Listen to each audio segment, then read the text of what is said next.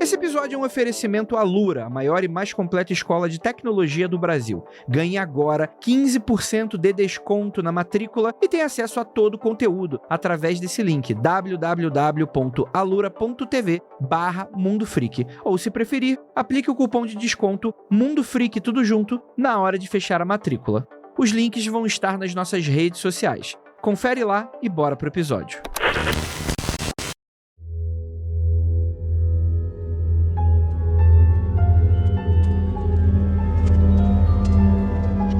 Vampiros estão entre as criaturas mais conhecidas da cultura pop. Drácula de Bram Stoker populariza o que viria a ser o vampiro moderno, tirando essa entidade do sombrio folclore da Europa Oriental para um dos romances literários mais famosos do mundo, como citamos no nosso episódio número 451.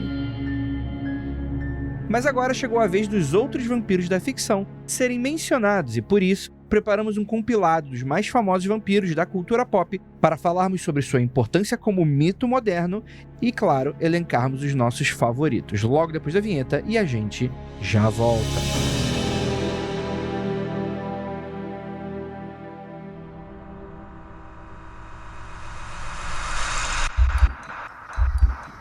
Não há nada de errado com seu áudio.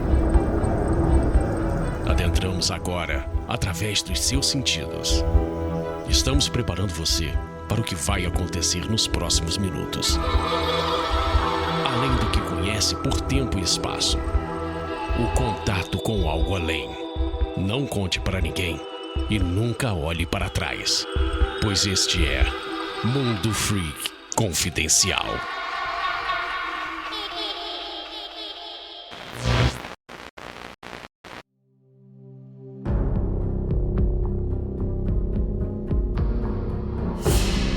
Bons dias e belas noites, queridos ouvintes. Está começando mais um Mundo Freak Confidencial. E hoje estou colocando meus dentinhos de fora, porque vamos falar de vampiro. Mas, Andrei, Mundo Freak Confidencial tem vários episódios sobre... Deve ter 2, tá? Mas é porque eu tenho uma dívida com o pessoal do vampirismo aí, aí que tá escutando, meus amigos vampiros. Todo mundo já sabia, esse episódio proibidão de vampiros que rolou, pra você que não sabe, tá dando mole. A gente tem essa lenda urbana no Mundo Freak do episódio proibido de vampiro. Episódio que era pra ser lá pro número 20, então no episódio 500, né?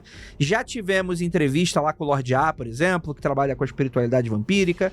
Já tivemos um episódio histórico falando sobre vampirismo. Já tivemos um episódio sobre Drácula. E hoje vamos fazer um grande mashup. Então, sem pauta hoje, vamos falar sobre vampiros na cultura popular. Eu sou o Lorde das Trevas, Andrei Fernandes. E para me ajudar, temos aqui ele que vai me responder a pergunta. Rafael Jacaúna, por que não existe vampiro careca? Isso é mentira. O próprio Nosferatu é careca. Caraca, hein? E aí sim, eu tava te testando, na verdade. Eu sabia disso.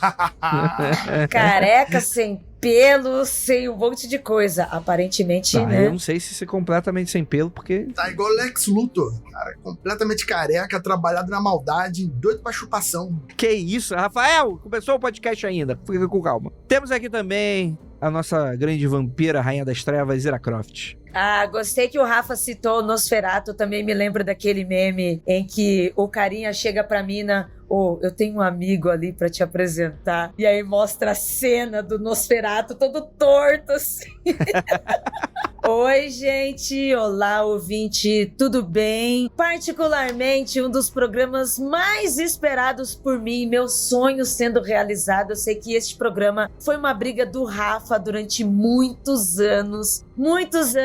E eu, como apoiadora do tema, em diversas ordens, porque vampiro pra mim pode brilhar, pode ser feio, pode ser monstro, vampiro acima de todos e só isso. Caraca, quase um partido político, a Ira montou aqui no final, terminou. Não é? Exatamente. Fiquei até com medo. Hoje, por coincidência, me perguntaram: Ira, se você fosse para um céu eterno, como que seria seu céu? E aí eu pensei por alguns segundos, eu falei pra pessoa: eu não sei como que seria meu céu, mas se a gente está falando de eternidade, pra mim, o sonho de eternidade é eu ser vampira. Lógico. Ou seja, não fez nenhum sentido a resposta, porque vampiro não vai pro céu. Começa por aí. Vampiro é do Satanás. Então, meu céu é eu ser vampira. Não preciso né? Você vai pro nosso lar, eu não vou para o nosso lar, eu estarei aqui chupando sangue. Tem uma música infantil em essa homenagem, né? Vampiro não vai pro céu, nem pedindo por favor. Ele chupa sangue e vai assustar nosso senhor. Caralho, que é isso, Rafael? Que é isso? Que é isso? Eu não conhecia, não. Que igreja é essa que você tá frequentando? É uma música que serve pra colocar qualquer tema pra assustar a pessoa. Tipo, o André não vai pro céu, ele pedindo por favor, ele tem a cara feia, vai assustar Nosso Senhor. Entendeu? Ah, entendi. É Faz só uma sentido. rimazinha aí, sem qualquer coisa. Temos agora uma convidada pela primeira vez no Mundo Freak, pela primeira vez, injustamente, porque ela devia ter aparecido antes. Nossa queridíssima Larissa Palmieri. E aí, tudo bem? Olá, gente. Boa noite. Tudo bem? Muito obrigada pelo convite. Eu já falei que eu não tenho roupa pra participar disso aqui, mas vampiros não precisam de roupa, só precisam de sangue. Ah, mandou bem, mandou bem. Eu também já estive numa mesa da CCXP com a Larissa. Verdade. Maravilhosa, vampiríssima pra quem está só ouvindo e não está assistindo. Esta mulher manja demais. Muito bom ter você aqui. Seja bem-vinda. Obrigada, gente. Obrigada de novo. Olha, e hoje vamos falar sobre vampiros e falando sobre vampiros. Tem nada a ver com vampiro, na verdade. Tem um recadinho bem rápido para dar pra você, ouvinte, que é o seguinte. Prometo que vai ser bem rápido, mas é bastante coisa, então vou dar uma corrida aqui. Primeiramente, agradecer você que nos escuta, você que tá sempre com a sua paciência, a sua audiência, dando play no nosso podcast. A gente agradece. Vamos fazer aqui um recadinho especial das nossas redes sociais. Estamos presentes em todas as redes sociais, @MundoFreak. Aliás, chegamos no Blue Sky, chegamos no Threads. Mesmo ninguém gostando do Threads, a gente tá lá porque a gente precisa estar lá. Caso você esteja no Threads, caso você tenha mau gosto esteja no Threads, a gente tá lá também. Segue a gente. Não teremos. E aí vai uma notícia que alguns de vocês podem ficar tristes, eu acredito que a maioria, aliás, né? Mas, vamos lá. Eu vou respirar fundo e a gente vai tirar esse band-aid junto, tá, gente? A gente vai tirar esse band-aid junto, tá? Você que tá me escutando. 1, 2, 3 e... A gente não vai ter minissérie esse ano, de outubro, de Halloween. Eu sei que isso é uma pena, mas infelizmente essas séries são bastante caras e a gente não tem meios de como bancar agora, então vai ficar para uma próxima oportunidade. Mas eu tenho algo muito especial para falar que eu tenho certeza que vai substituir esse ano para você. Primeiro que teremos um especial de outubro com o tema bruxaria. Todos os episódios de outubro vão tratar sobre o tema bruxaria em todas as suas facetas. Desde o pânico satânico, desde a cultura pop. Então vai ser algo, poxa, que eu quero... Vai ser um dia das bruxas, vai ser um mês das bruxas aqui no Mundo Freak. Espero que vocês gostem. E não apenas no Mundo Freak, como também no Magicando. Então pra você que curte também a nossa portinha ali do lado do Magicando, você vai ter a oportunidade de escutar muitas bruxarias aqui pra esse mês maravilhoso a partir daqui a 2 semanas mais ou menos. A gente vai ter aí, né? Temos também que avisar que nosso tradicional evento encontro Mundo Freak Confidencial de Halloween, evento presencial no qual você vai poder ver uma performance ao vivo do seu podcast favorito, vai acontecer em breve no dia 26 de outubro. Não posso falar ainda mais detalhes, não tem Simpla para vender os ingressos ainda, mas vocês já podem ir se preparando, porque outubro vai estar recheado. E também gostaria muito de avisar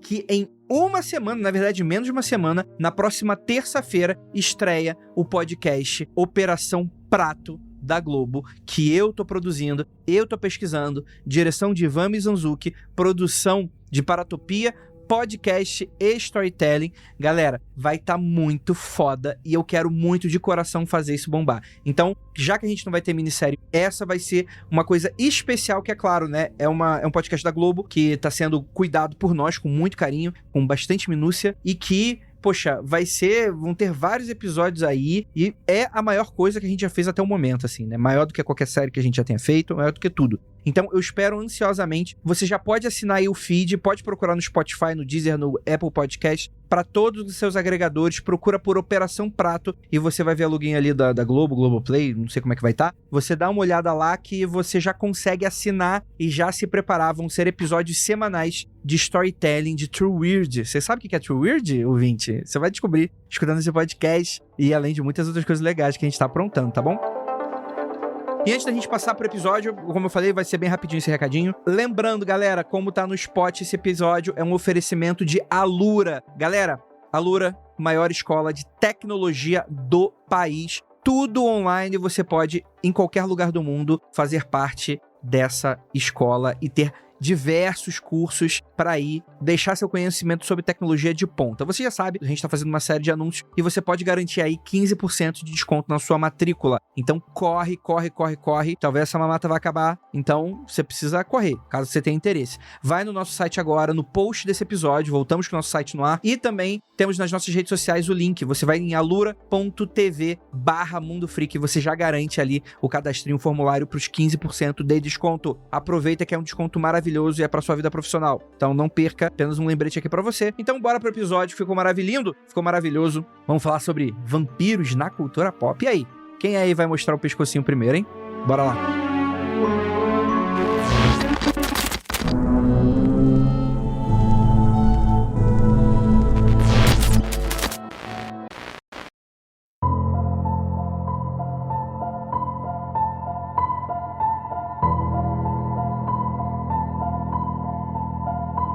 Galera, vamos lá. Vampiro, vocês já sabem, a gente já falou lá do Vampir, falamos já 1 milhão de coisas sobre o Drácula. Eu queria fazer um episódio, a gente já sabe de toda essa história. Eu queria muito fazer um episódio sobre século XX, que eu sinto que toda vez que a gente falou sobre vampiro, a gente sempre abordou muito essa coisa meio século XIX, era vitoriana, tem tudo a ver com vampiro, né? O que acaba deixando de fora 1 milhão de referências que, na verdade, são o que mais ou menos formaram um pouco da nossa percepção do que é um vampiro, né? Essa coisa de que foi do monstro para essa coisa meio sensual.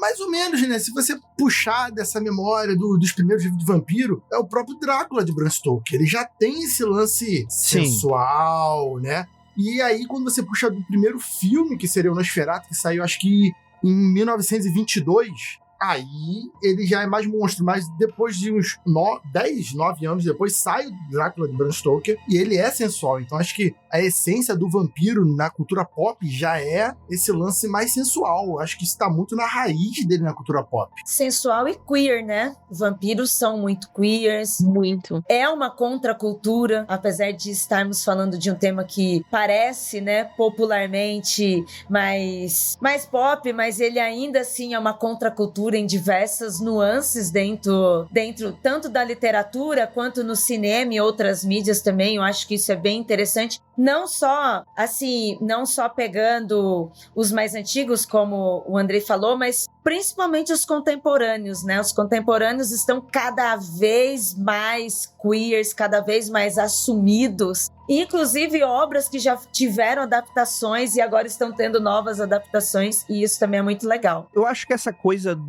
da sensualidade do vampiro deve ter muito a ver com o lance da mordida, né? Qual é o mito clássico que tem nas nossas cabeças? Aquele vampiro que hipnotiza a pessoa, e que não é hipnotiza do tipo, eu estou te hipnotizando, é mais um sentido sedutor, que dá pra entender que existe uma mística ali envolvida, né? Existe um magnetismo maquiavélico, e aí termina no pescocinho da pessoa, e é homem ou mulher. Então, assim, tem aquela coisa de o sangue representar a vida, né, e coisas nesse sentido. O vampiro sempre foi, de fato, uma coisa muito sensualizada, né? E aí, poxa, se o vampiro morde homem, morde mulher, morde homem também, morde o que quiser, morde cachorro, mano. Mas aí também... Tem um outro aspecto que eu acho muito fascinante, que é sobre a beleza dos vampiros, né? Quando uma pessoa é mordida e se transforma, ela fica mais bonita, ela fica atraente. Não todos os casos, né? Vampiros e vampiros, mas eu acho que nas histórias mais urbanas a gente vê isso, né? Nas histórias mais atuais, assim. Que tem a coisa do magnetismo não é só da curiosidade, mas também tem aquela beleza hipnotizante que a pessoa não consegue deixar de olhar pro vampiro. E sempre quando você lê ou assiste, são representações de pessoas consideradas bonitas, né? E tem um olhar e tem aquela coisa que é muito marcante, assim. Eu acho que isso tem muito a ver com essa concepção de sensualidade também, né? Mas assim, o que é bonito, né? O vampiro pode fazer várias interpretações, sei lá, filosóficas, psicológicas e tal, mas eu vou muito pro lado do caçador. Aquela cobra pronta para dar o bote, que hipnotiza a vítima. O gato, quando fica bem próximo de dar o bote, também fica muito compenetrado, olhando, e a vítima costuma ficar olhando também, ou distraída, ou hipnotizada pelo predador. Eu acho que tem um quê que mistura isso, né? Essa sensualidade é justamente para atrair os humanos, fazer que ele se torne alguém que vai conseguir envolver os humanos, atrair pro seu covil, convencê-los, né? Aí, dependendo do filme, do livro, o vampiro tem poderes de fato, ou ele só é muito sensual por natureza, vai depender ali da natureza de quem tá desenvolvendo aquela história. Eu acho que tem muito a ver também do negócio do pecado, né? Eu acho que o fato dele ser uma contracultura e ter essa nuance e ter essa subjetividade queer também traz essa sensualidade como o outro, né? Porque a gente está falando aí de movimento. Estamos falando de vampiros que representam nós mesmos, representam as pessoas, representam nossos desejos. E quando falamos principalmente de literatura, onde traz o vampiro como diferente daquilo que é normal, né? Como um ser sobrenatural, um ser diferente, ele está sendo diferente do comum. E o que é comum neste caso? O comum é todo mundo certinho, aquela coisa dentro da igreja, aquela coisa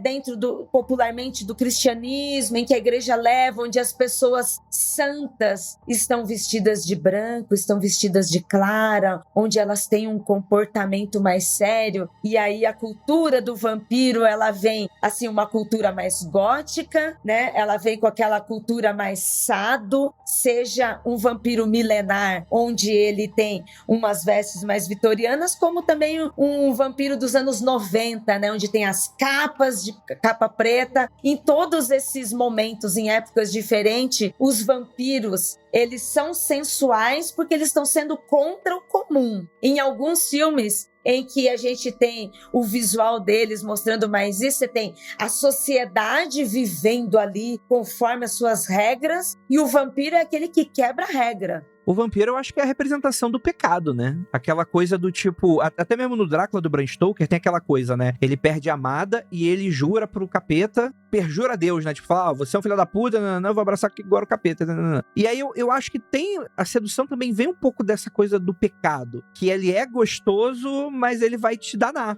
Ele é legal, mas vai te fuder. Exatamente. Historicamente, tem algumas cidades, alguns países, que eu não vou me lembrar agora, mas a gente já fez esse conteúdo, inclusive, não só falamos em podcast, como fizemos uma thread sobre isso. Existem alguns lugares em que lá no passado, já não sei como que anda, quando algumas pessoas morriam e supostamente a sociedade desconfiava que ela poderia virar um vampiro, esse corpo era enterrado em encruzilhadas para que ele não fosse amaldiçoado e não virasse um monstro. E aí ele deixa de ser sensual, mas ele é um outro pecado, ele representa o outro pecado, então ele meio que literalmente é chamado de diabo também. Tem mais uma coisa que o Rafa falou, que é o lance da dominação e da submissão, né? Quando você tem um caçador e uma vítima, isso também, acho que as pessoas se identificam com as duas partes, com os dois lados da moeda de alguma forma, né? E são fascinadas por uma presa, são fascinadas por um dominador, enfim. Isso tudo tá dentro da nossa psique, assim como o pecado, né? E tem essa pressão de algo que te domine e faça você se transformar em outra coisa, né? É como viver no auge sempre, viver à beira do limite. O ser humano tem uma fascinação muito grande por isso, e o vampiro traz muito essa coisa de estar sempre no limite, né? E, obviamente, tá totalmente ligado à questão sexual também, que é uma das grandes buscas da natureza humana, né? Chegar ao auge, né? Não só chegar ao auge, né? Não sair dele também, né? Exato. É chegar no limite que é o pecado, né? Então, é essa coisa dopamínica que acho que é o cerne de tudo da questão dos vampiros e da humanidade, assim. Por isso que ressoa tanto e faz tanto sucesso, né? Uma coisa que muitas vezes os autores, eu vejo isso muito principalmente no RPG de vampiro, né? Vampiro à Máscara, que eles tentam, mas geralmente o público que é fã de vampiro não consegue enxergar, porque talvez somos incapazes disso, que é ser vampiro é uma maldição, não uma bênção que você deseja, que você quer, porque você vai viver 100, 200, 300 anos. Tirando a ira. Exatamente. Tirando a ira. Mas esse que é o ponto. A gente olha e tal, e talvez pelo meme, ou literalmente porque a gente não consegue entender, ser vampiro, o vampiro é um ser amaldiçoado. Ele não pode fazer uma série de prazeres que os humanos têm, ele não tem... Mas é amaldiçoado por quem? Então. Quem definiu que ele é amaldiçoado? Mas esse que é o ponto. Todas não, porque eu não conheço todas, mas grandes histórias que eu conheço, o vampiro é amaldiçoado. Geralmente, em histórias de vampiros, existe uma religião. E essa religião é a religião que vai combater os vampiros e tal, né? Nem todas, mas costuma. Então, nesse mundo, existe de fato um deus que puniu, que amaldiçoou, que botou poderes ali para aquele primeiro vampiro ser amaldiçoado. Então, tecnicamente, existe um céu, existe um demônio, né? Então vai depender. Mas o vampiro, ele é um ser que sofre, porque ele representa a permanência. O vampiro, ele não gosta de mudar, ele é igual, ele é estático. O vampiro, ele é conservador no seu tempo.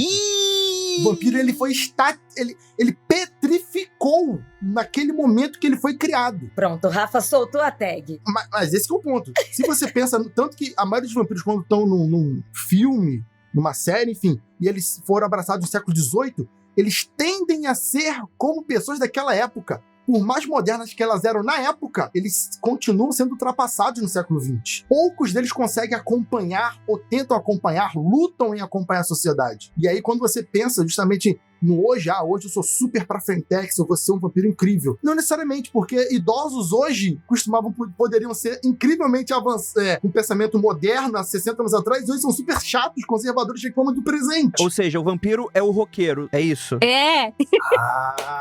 Estamos chegando nessa conclusão aqui. Olha a outra tag aí, gente. O vampiro é o ser amaldiçoado, ele está estático, ele representa a mesmice, a continuidade. Os que não são isso são a minoria, são uns vampiros fora da curva dessa sociedade vampírica. Tem uma outra coisa, que é uma maldição, que é uma coisa muito complicada dos vampiros, que é o vício. É o comportamento de vício pelo sangue, né? A abstinência que leva à loucura, que leva ao limite também. Não deve ser legal. Ai, que demais. Sobre esse vício, Lari, uma coisa que me marcou muito, um dos meus filmes preferidos de vampiro, um dos meus filmes preferidos da Marvel, que é o Blade, né, dos anos 90. Só haverá um Blade. Nossa, ele trata muito sobre a questão do vício também, né, nesta obra. E eu me lembro que, eu não lembro qual dos filmes, foi no primeiro ou no segundo, acho que foi no segundo, em que, além de ter o vício do sangue, né, o filme levou pra TV as pessoas cheirando, que nem droga, eles colocando o sangue em pozinho, assim. Sangue seco, né? E aquela cena, é uma coisa muito, assim, clara do quanto aquilo pode ser viciante, né? Porque além de tomar, além de matar pessoas, sugar, além de invadir hospitais e roubar o sangue, eles também cheiram o sangue. Tem duas coisas que eu tô assistindo agora. Eu assisto várias coisas ao mesmo tempo, mas tem uma que eu estou me dedicando a assistir tudo, porque eu nunca tinha assistido tudo. Espero que entendam, que é Supernatural. E uma outra coisa que eu vi essa semana, que é um anime que tem na Netflix. Achei ele ruinzinho, assim, mas ele tem uns conceitos interessantes, que é o Vampires in Garden. Acho que é alguma coisa assim. Também bem fofinho. Tipo, ele é muito curto, ele podia ser mais longo, assim. Os dois trazem a questão do vampiro que não quer matar, né? O Supernatural tem vários episódios de vampiros que querem ser abstêmios, que ficam bebendo sangue na bolsinha de sangue, porque tem a ética. Ó, aí eu já acho, por exemplo, aí eu já sou conservador nos costumes. Esse papo de vampiro que fica se segurando, um papo bem meia bomba. Esse negócio de que... Por que é o vampiro se segurando? É um voto de castidade. Primeiro, é isso. Perfeito. Lari, perfeita. Qual é a parada? É pra você tentar criar uma conexão e transformar um vampiro num herói. Mas um vampiro, tecnicamente, ele nunca pode ser um herói. No máximo, um anti-herói. Que tem a função do tipo, eu estou me aliando com ele porque temos um objetivo em comum que lá no final vai ser o bem, apesar de quebrar alguns ovos no meio do caminho. É um Dexter, se você parar pra pensar. Seria interessante. Geralmente eles exploram esse lado, né? Ele é mau, mas ele só pune quem merece. Aí quem merece é de acordo com o que ele acha merecedor, né? Sim. Mas é o tipo de coisa, por exemplo, que eu não curto muito, que pra mim é um clichê do tipo fácil de você falar, não, ele não é o vampiro que não mata. É um peso moral, né? Eu acho que uma comparação interessante com algo que não tem nada a ver com vampirismo, mas que discute, e talvez fosse interessante, Andrei, ter uma discussão, ter um olhar desse para o vampirismo, para o vampiro, seria que nem no anime Parasite, em que a discussão é sobre coexistência, porque o ser humano também come carne, mata animais, entre outras coisas, também assassinam pessoas, nem é por motivo de se alimentar, né? Só assassina por assassinar. E no anime ele fala sobre a coexistência de espécies. Talvez esse olhar, né? Porque tirar esse moralismo, que se realmente existisse vampiros, o que iria acontecer? Eles iriam existir, eles iriam ter que se alimentar. Eu recomendo pro pessoal, tem na locadora vermelha aí, Parasite é um anime muito interessante sobre o que a Era tá falando, assim, mas eu acho que a gente não precisa nem ir pro recurso de usar uma outra obra que não é de vampiro, quando a gente tem uma obra clássica de vampiro de anos 2000, que é a True Blood, que é literalmente isso. Maravilhoso, apesar dos problemas sociais. Que é a sociedade em que, criando-se um sangue sintético, os vampiros se sentem seguros em se revelar para a sociedade que eles eram escondidos como todos os vampiros e falar, a gente existe, só que agora a gente vai ficar na moral porque agora tem esse sangue sintético, então vamos conviver meio que pacificamente. É claro que existe toda a discussão referente, né? E também tem os vampiros crentes na série, né? Também tem aquele. Então, mas isso é interessante porque aí, nesse caso, o vampiro é utilizado como uma espécie de discussão para nossa própria sociedade. Então, o vampiro é utilizado em discussões, por exemplo, sobre racismo. Do tipo, ele é só uma pessoa diferente que tem um hábito diferente que você talvez não entende, tem esse passado aí que você não gostava muito, mas agora você meio que tem que gostar, porque senão você tá sendo... Então, tipo assim, a série usa o vampiro... Tem os vampiros que só matam mesmo, né? Dentro dessa série que prefere, mas a maioria fica de boa, né? E aí é interessante porque eu acho que lida bem com esse assunto, que aí eu acho que não é uma espécie de abstêmio. Aí eu acho que é até um diálogo interessante sobre como que a gente conseguiria colocar algo que sempre foi um predador natural nosso como um igual. E aí? Como é que funciona? Acho que uma série que, assim, a história não é tão novidade, né? Eu acho que a Anne Rice, nos seus livros sobre vampiros, principalmente tratando do Lestat, e a série que a gente tem agora de adaptação do Entrevista com o Vampiro, ela tem uma ótima adaptação dos personagens, né? Já tinha o filme, aquele com o Tom Cruise, que também é divertido, é legal, uma coisa mais canastrona. A série, ela traz assumidamente o lado queer, ela traz assumidamente também o moralismo entre os vampiros, e ela também traz essa referência de nós mesmos, né? Porque é todo mundo tóxico ali, todo mundo um com o outro, todo mundo vivendo vários dramas, e ao mesmo tempo o personagem Lestat, ele tem todo esse peso social e ele também é um caga-regra, sabe? Eu acho que ela consegue levar a história de vampiros social e para além do social, para os desejos que todo mundo tem, porque todos os personagens têm os seus problemas de convivência um com o outro, mas ele parte também para um passo sobrenatural além, né? Além das nossas vivências. Geralmente a arte faz isso, né? Ela sempre traz uma discussão do seu tempo em outras pegadas, isso não é novidade. Eu gosto muito de pensar no vampiro em 3 termos, basicamente. O vampiro jovem, aquele que se sente muito humano, e aí o jovem pode ser o que, foda-se, eu sou vampiro, vou botar pra fuder, e o outro que é não, eu sou vampiro, mas caraca, eu sou humano, então sinto culpa, né? Vou comer limpinho, vou comer só o necessário e tal. Aí tem a segunda categoria, que é que o vampiro já tem, sei lá, seus 50, 60 anos. A família já começou todo mundo morrer, já os amigos começaram tudo morrer, já tá todo mundo velho, ele já não pode conviver com a galera do tempo, porque o pessoal literalmente já tá morrendo, então ele começa a se deslocar da sociedade, porque ele não consegue mais ter ninguém que ele conhece vivo. E o terceiro ponto é o vampiro que ele tá tipo o Doutor Manhattan. Os deuses. O cara tem 100 e caralhada de ano, 200 anos, ele já viu gente viva, gente morta, tipo vampiro Highlander, tá ligado?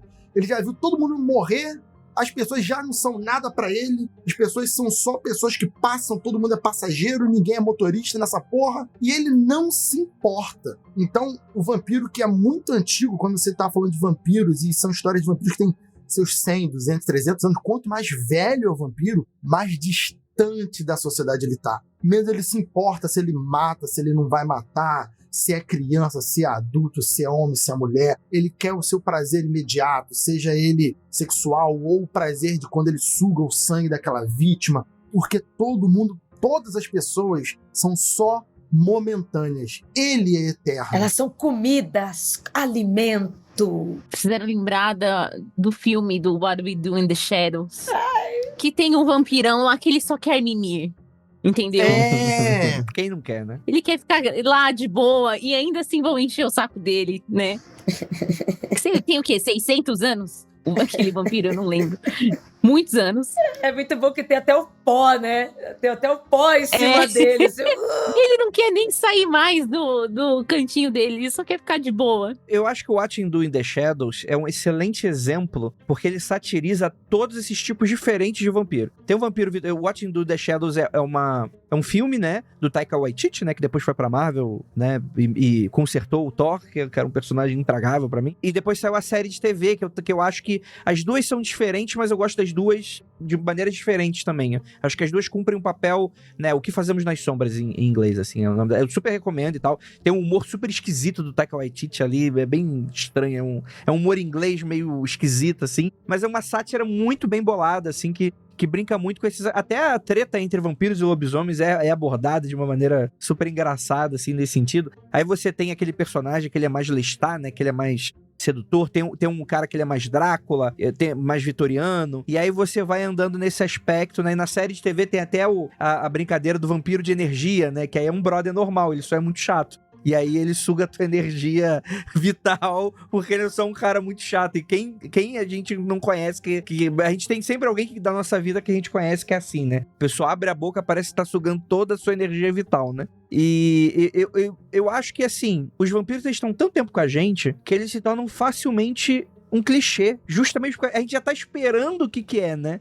Então, é o tipo de coisa que eu vejo até como complexo hoje você escrever talvez uma excelente maneira de vampiro sem recair às vezes para clichês como esse, por exemplo. Eu vou citar aqui um filme, a gente tava falando sobre essa coisa da pessoa ficar seduzente, por exemplo, aí ela tava falando sobre isso, etc e tal. Cara, eu me lembrei na hora falando sobre a Hora do Espanto. O original, não o novo com... deve ter uns 20 anos já esse filme novo, né? Com Colin Farrell. Eu odeio aquele ator. Com o Colin Farrell, odeio esse ator. Eu odeio essa adaptação e tal. Eu assisti o original bem recentemente, depois de velho, assim, e tal. Eu achei o filme super engraçadinho, assim, para anos 80 e tal. E ele é muito engraçado porque, tipo assim, é um nerdão daquele estilo protagonista dos anos 80 que descobre que o vizinho dele não é um serial killer. É um vampiro. E aí ele tenta avisar a vizinhança toda. E ele tem uma namorada. Uma namorada, inclusive, tão esquisitinha quanto ele. E a namorada é mordida. E a namorada fica toda sexy depois. E ela fica com a namorada dele, começa a se atrair pro vampiro. Ele começa a ficar desesperado. Aquela coisa bem adolescente. Eu não quero perder minha namorada. E quais filmes, assim, que vocês acham que trazem um pouco de uma maneira marcante de vampiro, assim, que seja um pouco fora do padrão, assim, do tipo... Padrão não, padrão talvez não, né? Mas pra gente não citar Anne Rice, por exemplo, que, pô, é um negócio que ele é tão pedra fundamental do vampirismo década de 90, que tudo que veio depois acaba sendo influenciado. O que vocês lembram, assim, que foge um pouco dessa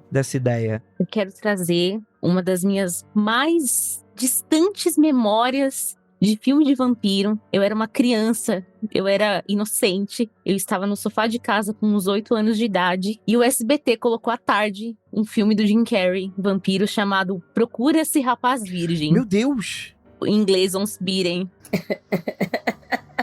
Quem lembra? Cara, eu nunca ouvi falar. Pois é, eu lembro. Acho que foi uma das primeiras coisas de vampiro que eu já vi na minha vida. Do Jim Carrey? Sim. Filme de 85. O Jim Carrey, ele é o último rapaz virgem da cidade, uma coisa assim. Ele é mordido e o filme todo é uma saga dele se transformando em vampiro. Eu lembro com clareza da cena dele se olhando no espelho e não vendo mais ele mesmo, assim. Eu não lembro direito do filme, mas tem coisas que me marcaram muito, né? Ele pálido, aquela coisa, assim. E é um filme super anos 80 também, sobre ser vampiro. Não deve ser um filme bom. Eu não quero assistir de novo, porque eu quero deixar essa memória afetiva dentro de mim. Uma das minhas primeiras experiências com vampiros da vida foi com Jim Carrey, vocês acreditam? Que emoção. Parece que eu entrei numa realidade paralela em que existe um filme do Jim Carrey que ele é um vampiro. Pois é. Eu nunca ouvi falar sobre isso. Esse filme deve ser muito merda, a ponto de isso ter sido enterrado. Totalmente esquecível. Caraca. Totalmente esquecível. Mas eu lembro. O filme mais antigo de vampiro que eu lembro é o maravilhoso Garotos Perdidos. Boa. Que deve ser outra bosta também. Ai, não, Rafa, que bosta o que ele é maravilhoso. Deve ser ruim. Eu não sei. Tem uns 20 anos que eu não vejo esse filme. Então, não sei. Não, é muito bom. É Não muito sei. bom. É muito bom, muito bom. Eu acho que se for pra gente falar assim de diferente... O Hotel Transilvânia é diferente. Então, diferente, eu acho que não é nem só questão da Anne Rice, eu acho que diferente vai ser muito difícil, porque a gente tem aí o vampiro, ele segue uma linha, ele vai só se adaptando, porque a ideia principal dele já existe, já está ali, né? Mas se for pra gente puxar diferente, eu acho que o que me marcou de diferente seria mais pra literatura, não é nem filme, que são os vampiros do André Bianco. Boa! E da Julia Moon, né? Falando de 2 escritores, assim, nacionais. A gente aqui gosta, a gente conhece. Pra quem não conhece, recomendo. Eu acho interessante citar o André Bianco e a Julia Moon. Assim, os vampiros são os mesmos. É aquela coisa, o vampiro que chupa sangue, é maldição e passam pro outro, ok. Mas o diferente deles é a ambientação. São contemporâneos. No início do programa, o André até falou, vamos falar um pouquinho mais de contemporâneo. Então, acho que os dois, além dos escritores, né, serem contemporâneos, as histórias. E aí o André Bianco foi a primeira vez que eu li vampiros tomando Skol. Então eu acho que já quebra qualquer paradigma de vampiros seculares, vitorianos, ingleses. Não, a gente tá falando de vampiros no centro de São Paulo tomando uma Skol. E os da Julia Moon, em que ela fala sobre vampiros desde no Japão Edo, como traz também no Brasil, na Liberdade. Sim, o contexto mais japonês. Vampiros japoneses e vampiros descendentes também de japoneses, né? Porque a gente tá falando de muitos anos ali. Então, acho que esses dois, pra mim, trouxeram nuances diferentes, não exatamente na formação do vampiro, mas na ambientação, na fala e até nas vestimentas. Porque eu precisei, assim, trabalhar muito a minha mente para pensar no vampiro de bermuda, chinelo e o que aconteceria, né? Um vampiro carioca. Ele não teria bermuda, chinelo e moletom e estaria andando de madrugada, sabe? No Brasil. Eu acho que isso é diferente. Eu me senti agora jogando meu RPG de vampiro lá na live, que é exatamente vampiro no Rio de Janeiro. E aí, quando eu descrevo vampiro, o pessoal fala, porra, tu acha o que vai negar o Blade? Pô, é Rio de Janeiro, caralho. Seja tolo. Tem uma cena, tem uma trilogia do André Bianco que chama O Turno da Noite, né? Tem uma cena que, assim, ela me aterroriza toda vez que eu passo por ali de carro, enfim, que o túnel embaixo do lago do Ibirapuera estoura e é inundado. E eu falo, nossa, e é uma história de vampiro, né? Tá rolando todo um drama, assim. Eu falo, cara, sempre alugou um triplex na minha cabeça. Tipo, imagina se isso acontece mesmo de verdade e tal. Coisas que literatura de vampiro fizeram comigo, entendeu? É muito foda como, assim, é claro, porque estamos falando de escritores nacionais que estão falando de coisas que a gente se relaciona. E eu acho que é isso que é interessante, porque é uma história sobrenatural que a gente curte, mas nos coloca ali. Eu sinto muito essa vibe hoje, quando eu passo na Liberdade. A Liberdade, além de ter várias histórias, várias questões turísticas aqui em São Paulo, mas quando eu estou ali e eu passo numa certa esquina também da Galvão Bueno, que é várias citações do livro da Julia Moon, e eu não vejo mais só a Liberdade como um bairro, né, de cultura japonesa. Eu passo por ali, eu penso, foi por aqui que passou a vampira Kaori, foi por aqui que aconteceu aquela cena onde a Júlia descreve, e aí você olha a rua e vê, foi aqui que aconteceu aquilo. Tem a Marta Argel também, né? Quando eu ia nos encontros de RPG, nossa, gente, tinha, juro, acho que 14 anos. Elas estavam lá com a mesinha vendendo os livros de vampiro já. Cara, como escritora, assim, elas foram uma grande influência pra mim, assim, como inspiração de artista mesmo, sabe? Né? E eram 2 mulheres ali, sei lá, era tudo várzea naquela época, gente. Tudo mato, tudo mato. Era tudo mato e elas já estavam lá, sabe? Muito foda, assim.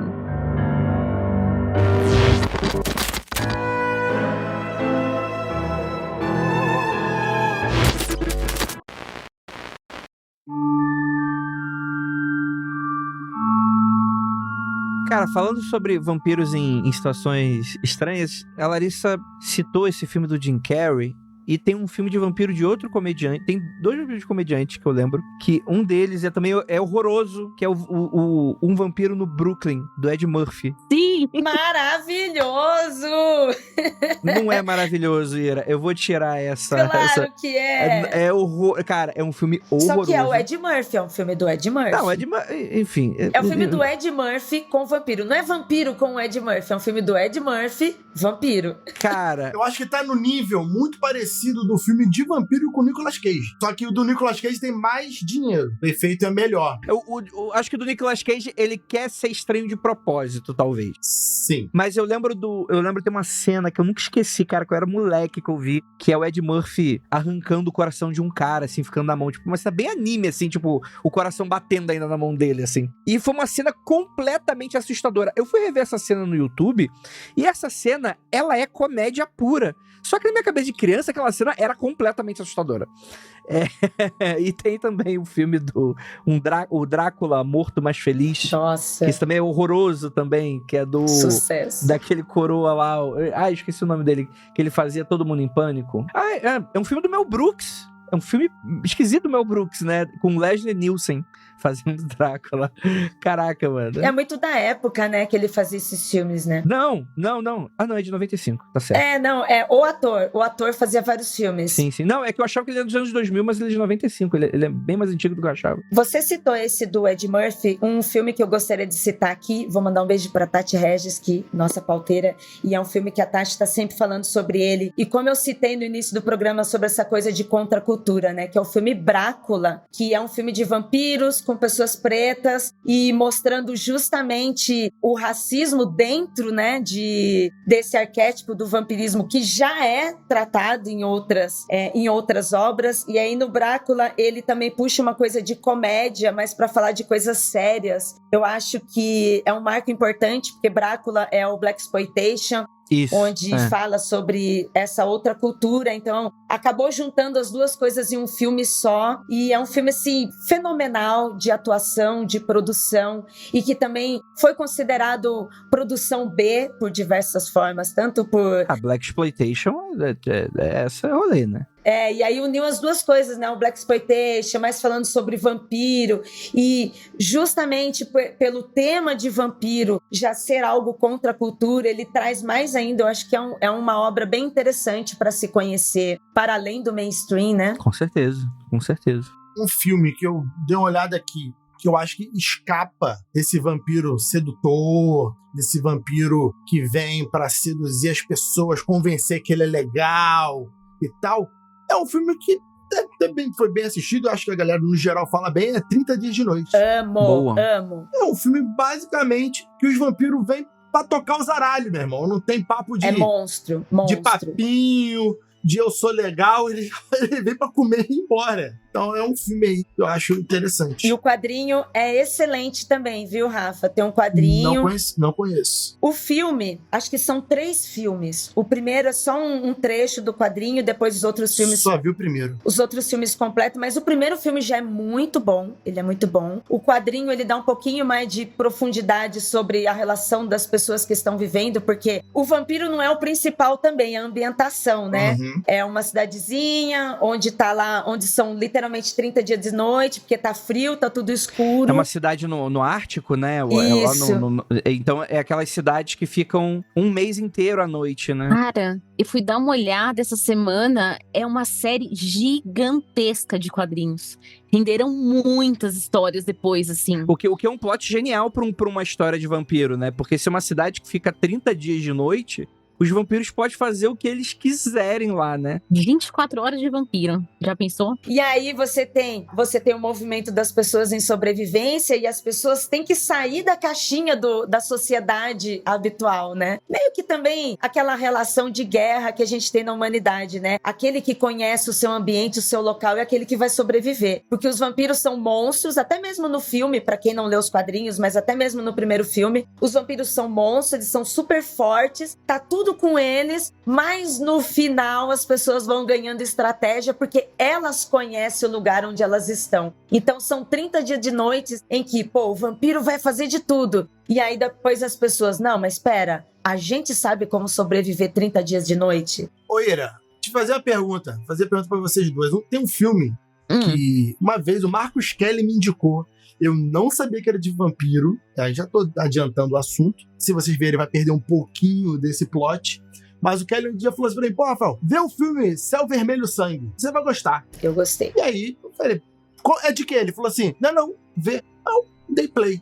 E aí, é um filme de vampiro. É muito legal. Achei bem interessante o filme. E é um filme não estadunidense, ele é um filme não mainstream. É um filme que, assim, foi bem polêmico, as pessoas, sabe, caíram muito em cima dele, porque, primeiro, que ele tá falando também sobre maternidade, gente. Uhum. Então, ele pega, assim, sabe, né, falou em maternidade, mexe com o mundo, né? Então, ele pega, assim, uma feridinha em que as pessoas reclamaram muito desse filme, mas eu também sou suspeita pra dizer que ele é muito bom. Eu achei bem interessante. Ele é massa mesmo. Eu queria falar de um outro filme, que também não é muito conhecido, do Cronenberg, que chama Rabid, ou Enraivecida na Fúria do Sexo. Essa é a tradução. Ai, amo também. Caralho, a tradução melhora demais, inclusive. É bom. Na verdade, é um body horror típico dele, que uma moça, ela sofre um acidente de moto e ela vai fazer uma cirurgia plástica e tem alguma coisa bizarra que se desenvolve dentro dela, que tem sede de sangue e essa coisa meio contagiosa, assim. Enfim. Aí vira aquele típico pandemônio dos filmes dos anos 70 e 80 do Cronenberg, sabe? Mas ele também tem um filme de vampiro. Ele puxa muito o caso de maldição, né? Ele puxa até o vampirismo como raiva, né? O nome é Rabbit, tem o original dele, depois tem um novo agora, que também é muito bom, um remake desse filme.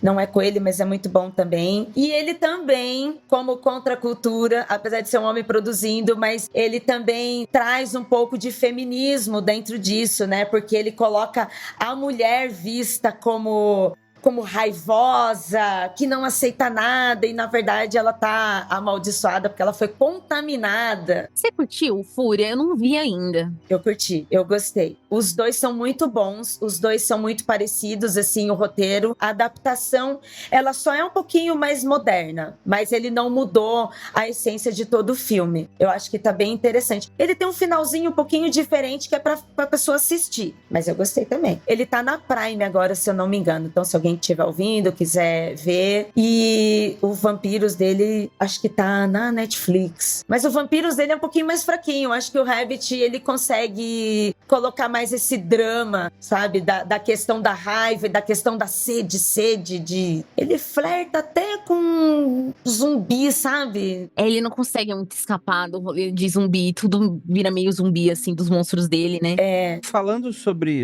zumbi, um filme que eu sempre indiquei aqui no Mundo Freak, filme não, né? Fujam do filme. Um livro que eu sempre indiquei aqui no Mundo Freak, que é o Eu Sou a Lenda. Inclusive tem uma adaptação em quadrinho também. O Eu Sou a Lenda, ele é um filme que ele deveria receber muito mais louros do que ele recebe, o livro, justamente porque ele traz pra gente a ideia do zumbi que não é zumbi. O Romero se influencia pelo livro Eu Sou a Lenda. Essa ideia de ter um sobrevivente humano preso dentro da própria casa, sobrevivendo, trancando as portas, com seres mortos-vivos ao redor tentando entrar, né? Só que no caso não são zumbis, são vampiros. Essa ideia é basicamente, todas as ideias de zumbi é basicamente isso, né? Pessoas tentando sobreviver dentro de locais enclausurados. E é muito interessante, porque é um vampiro clássico, né? Um vampiro com medo de alho, é um vampiro com medo de cruz. Só que você tem o artifício científico, né? Em que a pessoa que no meio de um apocalipse vampírico é a última sobrevivente humana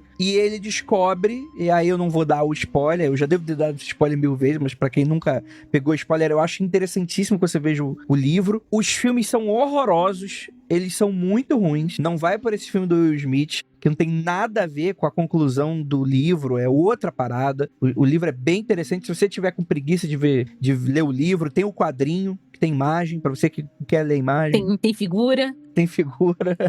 Eu sou a favor, leia quadrinho, viu, pessoal? Exatamente. E eu acho interessante porque ele mexe também no artifício de uma coisa que a gente não falou ainda aqui, né? Que é o fato do vampiro. A gente falou dele ser imortal, mas o fato dele ser um morto-vivo, né? Inclusive, parte da mitologia vampírica, né? Fala sobre os seres que os vampiros transformam ali em minions, né? Os ghouls, né? Que são também mortos-vivos, só que eles não se transformam em vampiros, né? Eles se transformam em lacaios, né? Mas é muito interessante também porque tem essa coisa da não vivência como sendo uma característica também que vai falar sobre a nossa sociedade, coisa nesse sentido e tal. Não é legal ser vampiro não, gente.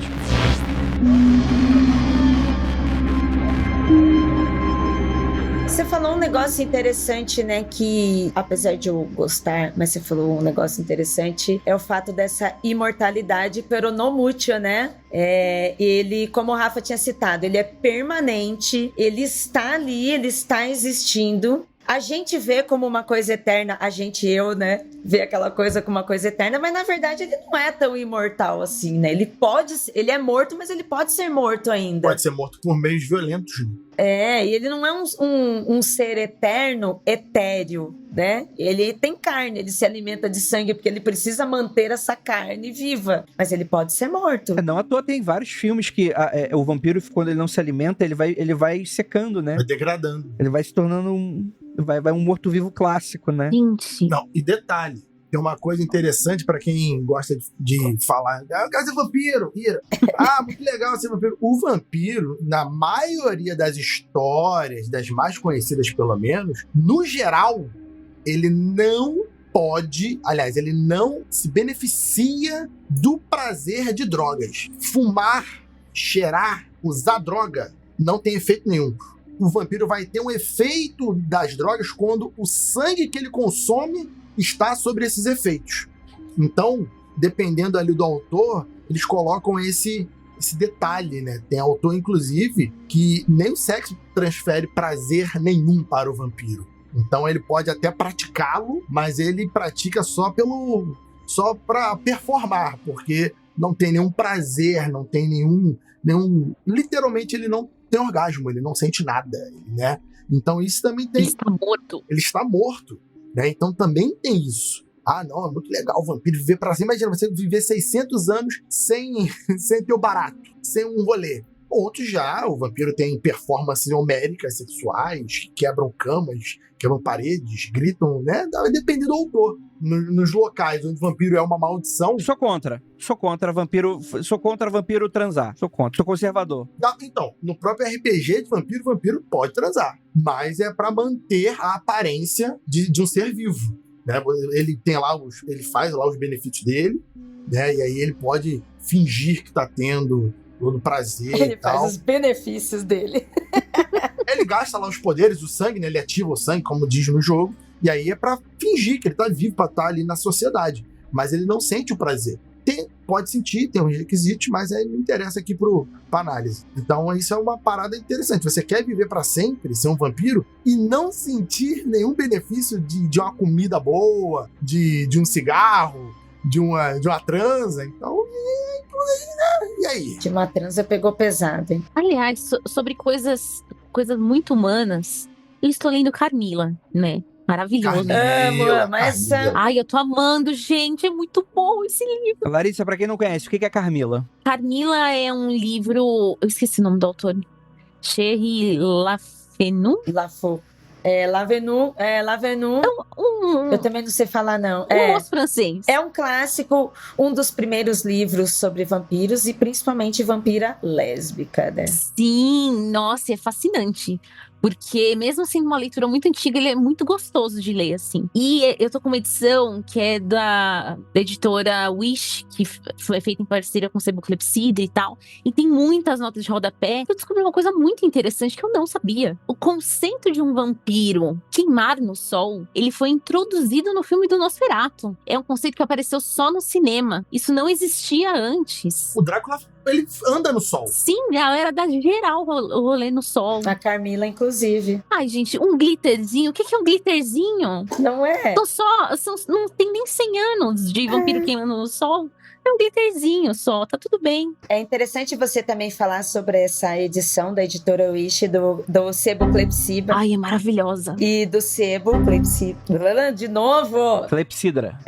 O Cid, que lá do Sebo, ele tem os livros que eles lançam, é uma pesquisa, assim, bibliográfica muito interessante. Eu tenho esse livro também. E eles também fizeram outros extras de vampiros com citações, assim, para quem gosta de ler. Não é um livro acadêmico, tá? Não é um livro chato, são livros legais, mas que tem essas referências aí pra gente cruzar. E principalmente sobre a Carmila, né? Porque apesar dela ser meio conhecida pra quem gosta, Mas ele não é um livro tão comum, popular. As pessoas não sabem sobre a existência. Ai, tá faltando um filme recente, não tá? Tá na hora, senhora. Por favor, né? O timing perfeito de lançarem o filme da Carmila é agora. Eu não sabia que tinha um livro sobre Carmila. Eu sei que Carmila é um personagem vampiresco famoso, mas eu conheci Carmila, já tinha visto falar de pessoas falando lá no jogo de Vampira Máscara e tal, só porque a pessoa fez uma associação, mas eu fui conhecer Carmila através do desenho da Netflix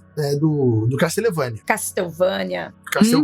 E é uma personagem maravilhoso, sensacional. Não sei se ela é assim nos livros e tal, não sei o quanto se foi inspirado na história dela. Não, é bem diferente. Castlevania dá uma boa... É bem diferente, Então, mas a personagem do desenho Castlevania é muito legal. A Carmila, aquela comitiva dela das outras vampiras é bem interessante.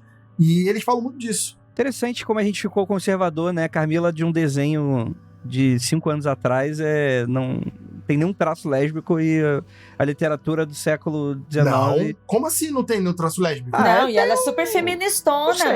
Não sei. Porque no Castlevania... Como assim?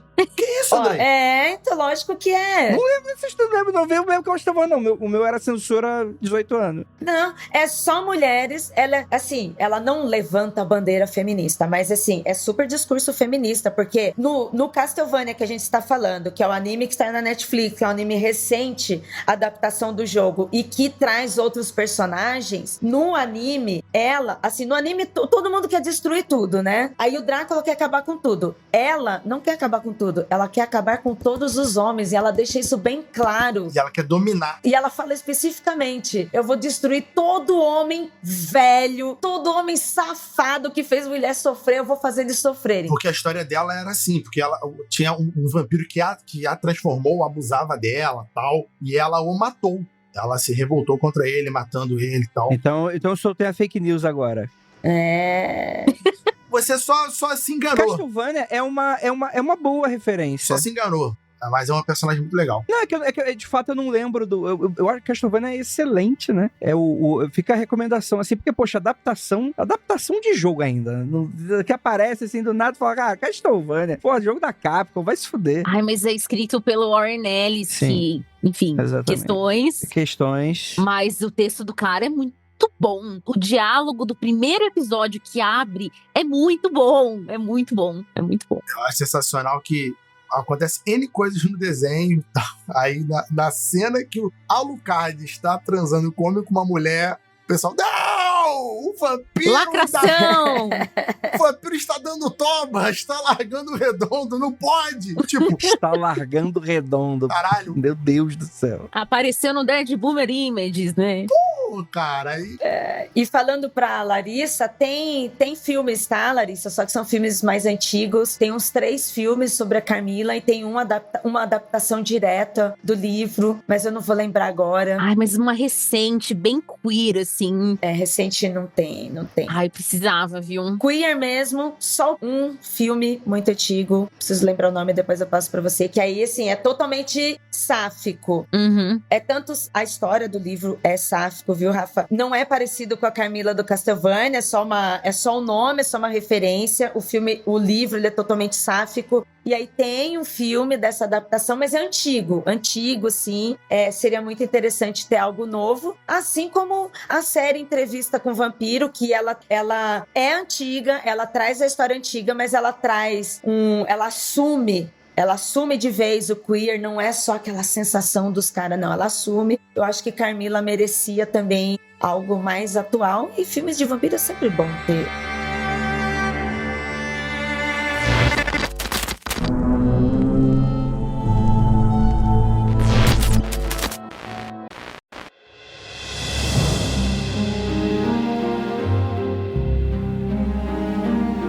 Falando nisso, Anne Rice, não tem como não mencionar, né? Entrevista com o Vampiro é um clássico. Anne Arroz. Grande Anne Arroz. E com essa série nova que, cara, eu assisti o primeiro... Cara, eu só assisti um episódio, eu fiquei completamente... Eu não vi ainda. Alucinado, porque ele é muito bom. E, assim, ele é bem diferente. Assim, eu nunca li Entrevista com o Vampiro. Conheço o filme com Tom Cruise, né? Com Brad Pitt. Que eu acho que, inclusive, era um tipo de adaptação bem grata de se fazer, de refazer fazer essa adaptação, justamente porque ele é um filme que ele marcou uma geração inteira, ele tem atores muito clássicos. Como é que você vai fazer uma série de TV disso? Que soe minimamente comparável, mesmo sendo incomparável, mas que soe, tipo, de igual pra igual com o original, de certa maneira, mesmo você não tendo esse elenco de peso, mesmo você sendo outra geração e etc. E a série, ela é muito boa. Ela faz adaptações incríveis, assim, etc. Tem um momento, com certeza, que, né, nessas discussões hoje de guerra cultural, né, começou a lacração, porque eles fazem alterações. E, cara, as alterações, elas são muito boas e elas são muito coerentes. Elas são muito legais, cara. Não devia nem ser uma discussão hoje em dia. Exato, né? Vampiro ser queer de alguma forma, sabe? Exato, né? E não tem medo de ser queer, né? Isso aí tem, gente. Não é conservador, hein, gente? Não é fake news dessa vez. Eu tenho uma dúvida sobre a série. Ah. Eu fiquei meio assim, porque o Lestat, nessa série, é um cara negro, né? Uhum. E não sei, eu não sei se eu entendi, mas colocam ele... Não, é o contrário. Não é o Lestat. Não é o Lestat? Não é o Lestat, é o Louis. Ah, é o Louis. Isso, é verdade. O Louis, ele é colocado como um cafetão, uma coisa assim. É. Porque na história original ele não era. Por que ele precisa ser um cafetão, né? Você entende? Faz sentido o meu questionamento? Então, a questão toda é porque no original, lembrando que eu estou falando do filme, né? O Louis, ele era um senhor de fazendas, né? Ele possuía escravos, inclusive, né? E aí, quando o Lestat aparece, ele aparece como um igual. Eram dois aristocratas, né? Sendo o Louis da Louisiana e o Lestat um cara que vem ali da Europa, né? Meio mais culturalmente, né? Mais viajado, né? Coisas nesse sentido e tal. E aqui eles fazem uma adaptação para tentar encaixar, tipo, nessa época um homem negro não seria um senhor de escravos, né? Ele não seria, né? Não faria nenhum sentido dentro desse cenário, não teria uma fazenda, né? Na Louisiana, né? Nesse sentido e tal.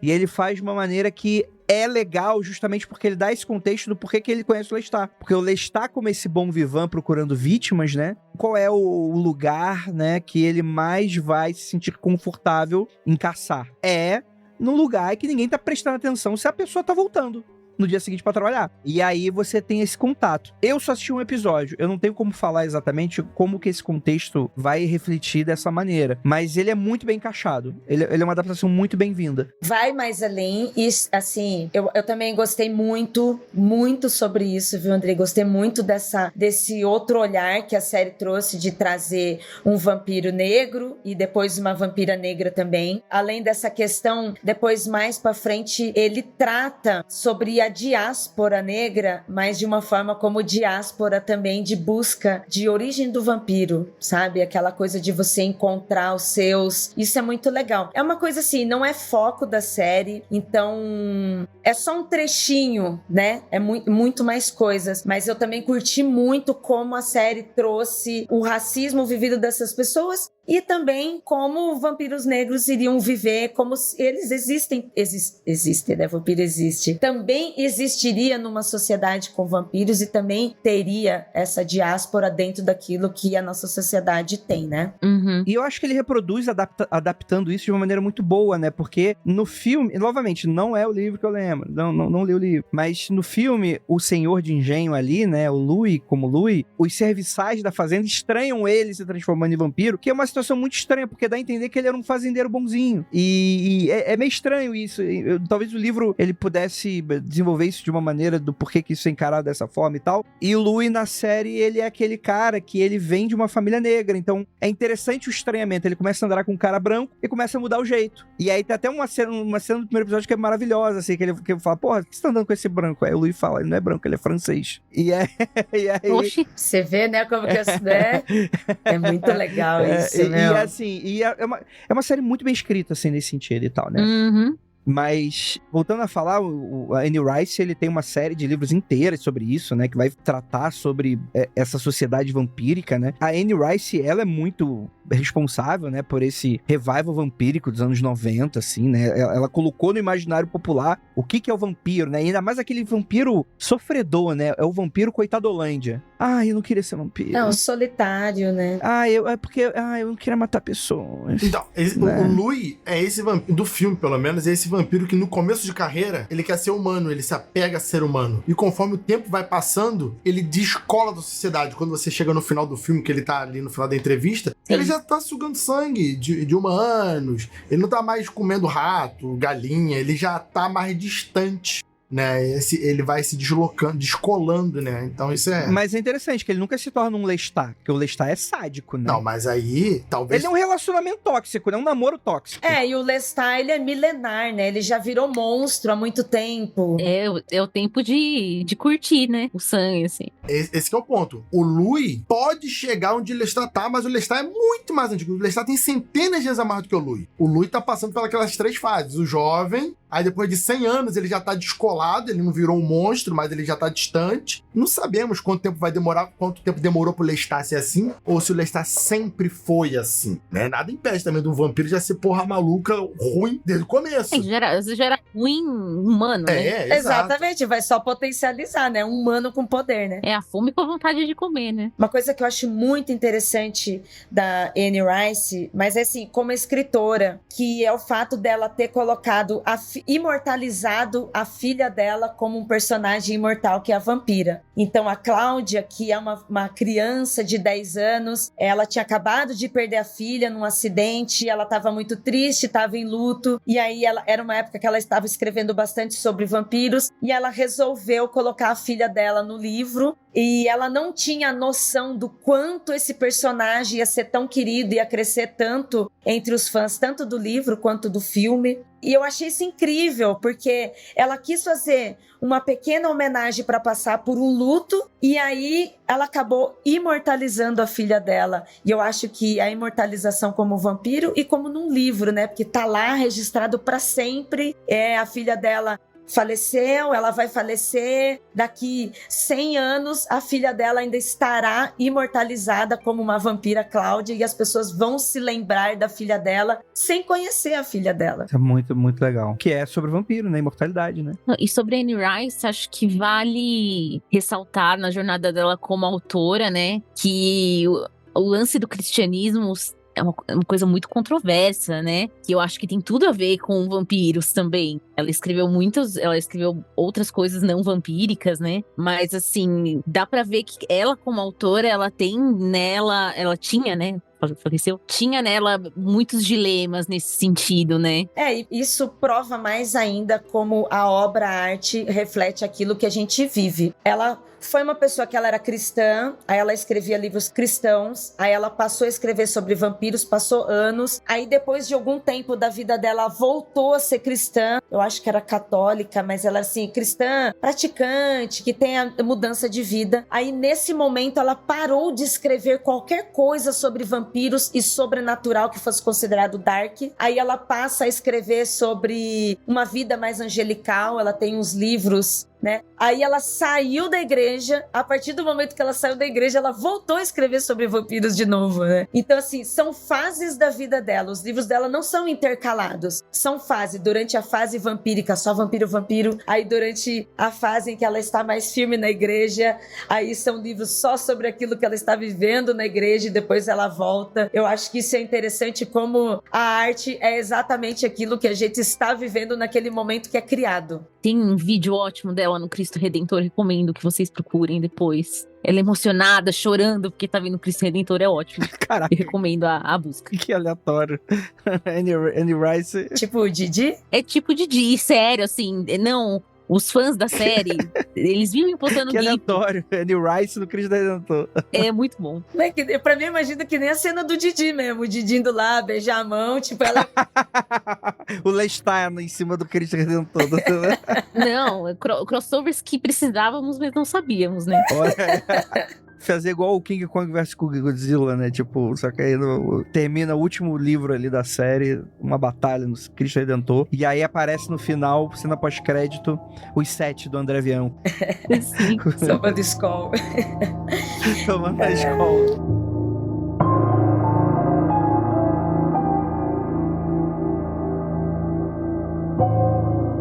quero deixar só mais uma recomendação, posso? Beleza, última recomendação pra todo mundo, vamos lá, última rodada. Eu não recomendo Rainha dos Condenados, o filme, mas eu recomendo a trilha sonora, tá no Spotify. Procurem. Boa. A Lia, rainha, eterna rainha, a que carregou esse filme ruim nas costas, e ele é lembrado por causa da Lia, maravilhosa. Vi no cinema esse filme. Vamos lá, Ira, última recomendação aí tua, já até sei o filme. Deixa eu pensar, não sei, é muita coisa. Não vai falar de Amantes Eternos, não? Não, mas você pode citar. O Rafa pode falar. Não, eu não vou citar não, o filme mais chato que eu já assisti em toda a minha vida, não. Eu vou citar um filme muito legal. Primeiro eu vou citar, tem que falar aqui do RPG de Vampiro à Máscara. Gosto de cenário de vampiro, joga Vampiro à Máscara, você vai se divertir muito, principalmente se você jogar a Idade das Trevas. Mas o filme que eu quero citar aqui é um filme que tem gente que odeia. Eu acho divertidíssimo, porque a desgraça se chama Vampiros de John Carpenter. Eu acho esse filme sensacional. Aquele vampiro com garras de gangrel. Esse eu acho ruim, hein? Meu Deus. Que abre todo mundo na porrada. Ele tem umas cenas de muito mau gosto. Muito mau gosto. De adolescência na raiz do adolescente. Fala assim, porra, como que eu posso ser gringe na cena? O cara vai lá e faz a cena, entendeu? Mas as cenas de ação, de caçando vampiro, eu acho bem legal ali. E é com Laura Palmer, Twin Peaks, hein? Pô, pode crer. Nossa, é verdade, Isso, é com a Laura Palmer, mano. Meu Deus, como é que a Ira lembrou disso? Impressionante. Mano. Bem, então vou dar uma recomendação mais contemporânea, vou dar uma recomendação mais divertida para as pessoas assistirem com a família. Lá vem. Para você poder chamar seu pai e sua mãe. Não tem putaria, não tem gore. Vindo de você. Mas é super divertido, que é Vampiros no Bronx, sacou? É uma coisa mais popular, jovens tendo que enfrentar o seu dia a dia de dificuldades no Bronx. Então deixo aí de recomendação. Mas se alguém quiser saber mais, pode me chamar no Twitter ou no Instagram, porque o que a gente mais arruma aqui nesse lugar é recomendação de vampiros. Não falta. O problema não. O legal é que tem, dezenas de filmes muito interessantes de vampiros. Daria pra fazer uma lista citando vários aqui, sem explicar pra não ficar longo. Mas tem muitos, então realmente todo mundo fala assim, nem falaram aí de Deixa Ela Entrar, o original, nem falaram de não sei o quê, nem falaram. Então são muitos vampiros. É porque é muita coisa, né? Antes da gente encerrar, aproveitando, a Paula Feb, que já participou aqui do Mundo Freak, já participou do Aconteceu Comigo, a gente conheceu a mãe dela, e a mãe dela recentemente fez um mestrado sensacional sobre como a imagem do vampiro é usado comercialmente. Uau! Para tudo, para se vender tudo, né? Não sei onde encontrar esse trabalho, podemos pedir para ela, mas eu acho interessante também a gente ter um olhar comercial também, né? Porque no fim das contas, né, é sobre isso.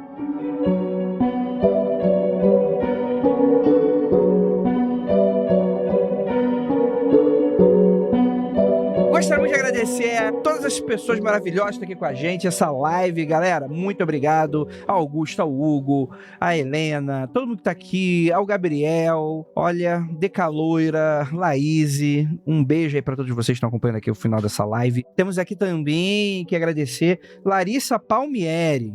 Eu quero um jabá seu e um momento pra você falar onde que o pessoal te encontra. Gente, pra quem não conhece meu trabalho, agora eu posso falar que eu sou quadrinista, eu não sou mais roteirista de quadrinhos.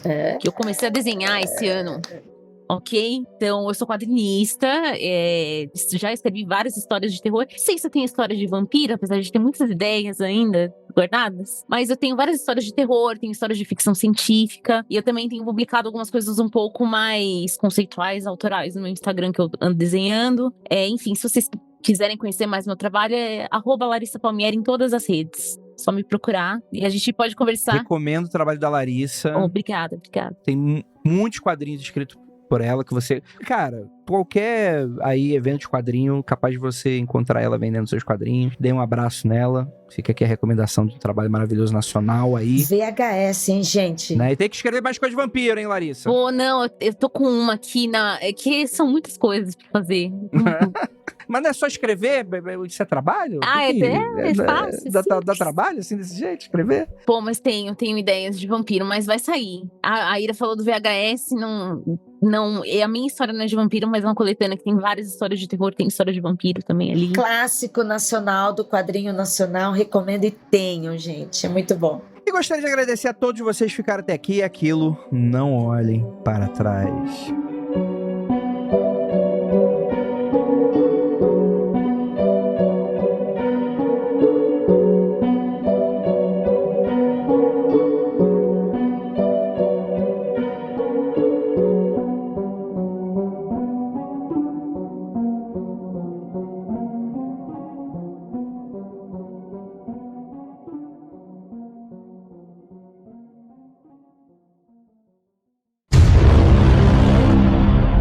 Gostaria de agradecer a todos vocês que ficaram até aqui. Aquilo, não olhem para trás, porque a minha recomendação final é Crepúsculo, uma série maravilhosa aí pra vocês.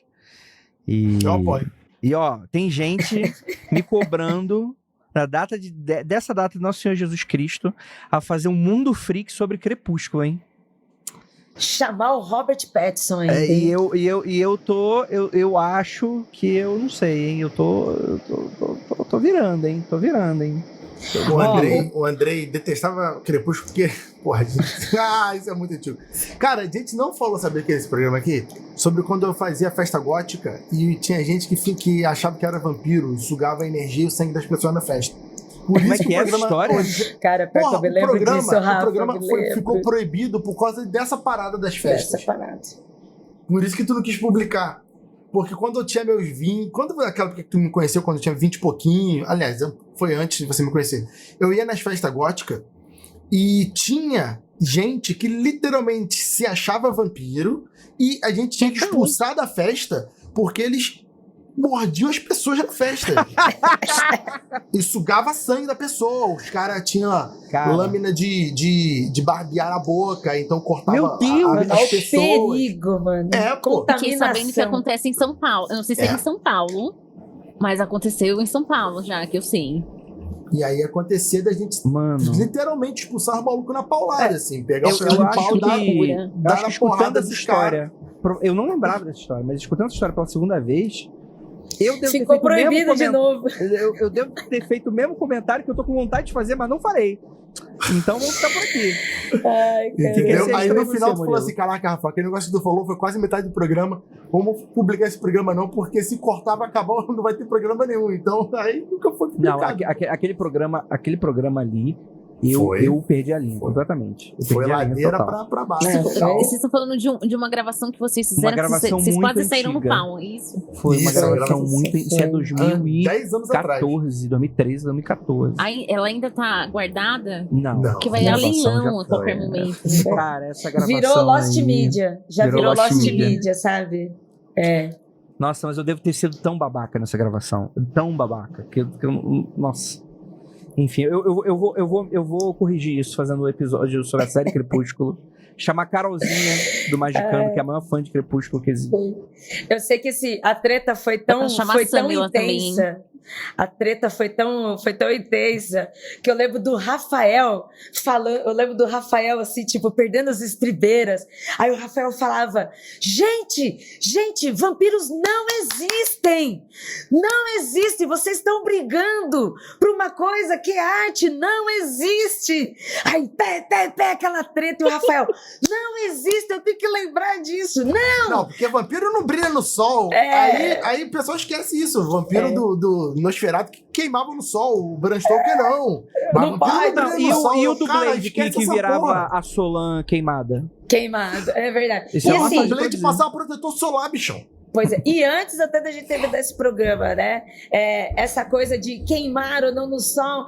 O Robert Pattinson, hoje ele dá entrevista, porque ele também já odiou ter feito o filme. Hoje ele fala assim: gente, vamos ser sinceros, já passamos da fase de odiar também, não foi? Agora podemos seguir?